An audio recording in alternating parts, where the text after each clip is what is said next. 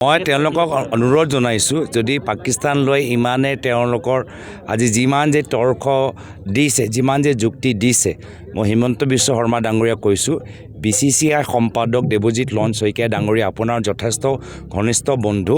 BCCI আজিৰ তাৰিখত 14 September India Pakistan cricket খেল কিয় আয়োজন কৰিছে ইণ্ডিয়া পাকিস্তান পেহেলগামৰ হৈ যোৱা পিছত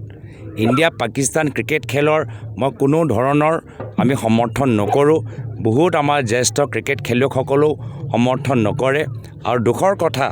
যে আজি BCCI আৰু ICC এই দুটা ঠাইতে আমাৰ ভাৰতৰ দপদপনি এই ICCৰ ভিতৰতো ভাৰতৰ দপদপনি আমি প্ৰধানমন্ত্ৰী মোদী ডাঙৰীয়া নিজকে বিশ্বগুৰু কয় বিশ্বগুৰু ইমানেই শক্তি নাইনে যে পাকিস্তানক বিভিন্ন আন্তঃৰাষ্ট্ৰীয় খেল প্ৰতিযোগিতাৰ পৰা বহিষ্কাৰ কৰক আপোনালোকে কয় যে পাকিস্তানৰ পৰা সন্ত্ৰাসবাদী ওলায়